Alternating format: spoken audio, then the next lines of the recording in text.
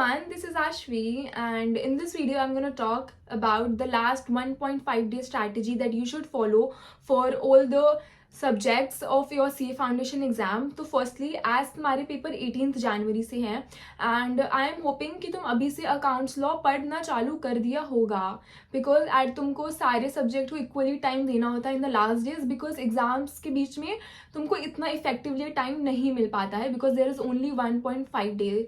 तो firstly for accounts अगर मैं बताऊँ तुमको तो तुम लास्ट 3 डेज से तो तुम कंटिन्यूसली अकाउंट्स पढ़ना चालू कर दो. लुक एट द क्वेश्चंस जिसमें तुमको प्रॉब्लम आई थी, look at all the question, सारे चैप्टर्स तुमने जो बहुत अच्छे से किए हैं उनके सारे मॉड्यूल के क्वेश्चंस देखो. तुमने कोई एक्स्ट्रा पॉइंट या जो भी पॉइंट तुमको डिफिकल्ट लगा हो ड्यूरिंग द प्रिपरेशंस उनको रिवाइज करो.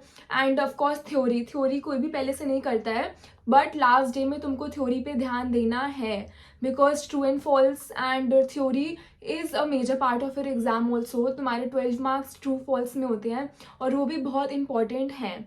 तो फॉर अकाउंट्स 3 दिन तो तुम अकाउंट्स ही पढ़ो, सारे एडजस्टमेंट्स देखो, PYQs देखो, कोई भी तुमको नया कोई नया चैप्टर मत उठाना because in the last days नया चैप्टर से तुम्हारा कन्फ्यूजन बढ़ेगा एंड तुम्हारा कॉन्फिडेंस कम हो जाएगा अगर तुमको नहीं आएगा तो.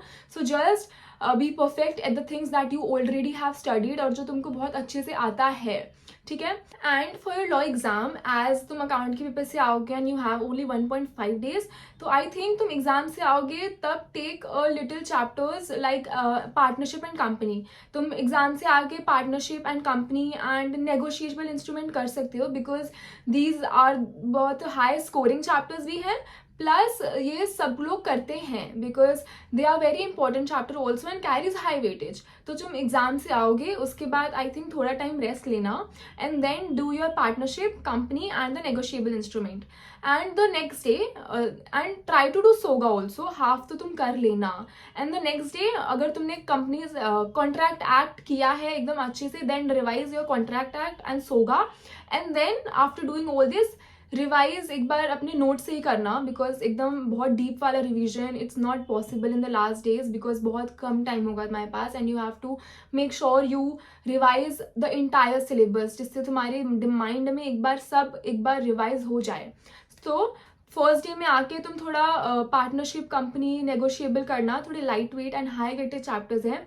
And next day do the companies, do the contract and the SOGA and then इसके बाद एक बार थोरली रिवाइज करना. And for me in the last day जब तुम्हारा हो गया रिवीजन, एक बार नाइट में सेल्फ रिवीजन करना, लाइक सेल्फ टीचिंग.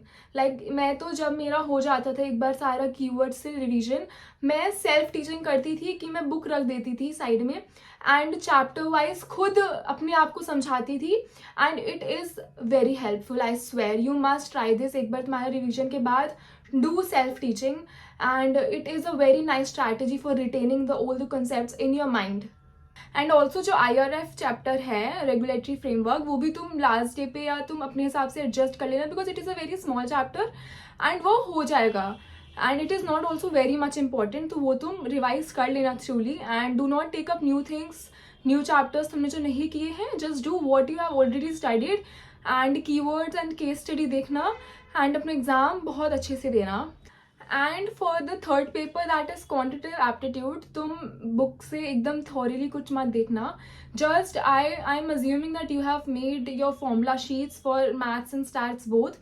तुमने फॉर्मूला शीट्स या एक समराइज्ड वे में लिखा होगा एंड तुम सिर्फ फॉर्मूलाज देखना जो तुम्हारे फॉर्मूलाज हैं या फिर the topics that you find a little difficult, तुम वो सब देखना in the 1.5 days. Do not take up new things and MCQs देखना थोड़े बहुत and go for your exam because तुम इतना टाइम में सब कुछ नहीं देख सकते हो. Just go for the formulas, the calculated tricks अच्छे से समझना, थोड़े जो तुमने टिकअप किए हों MCQs या फिर topics that you have to revise in the last days वो देखना and go for exam. Do not go for deep revisions because तुम वरना पूरा रिविजन नहीं कर पाओगे अगर तुम बहुत डीप रिविजन्स कर लिए तुमने तो. Then for eco also, eco में तुम एक बार बुक थ्रू करना, मतलब not reading line by line, just go through the things that you marked. तुमने अंडरलाइन किया है कुछ इंपॉर्टेंट या कुछ मार्क किया है MCQs है तो वो एक बार देखना.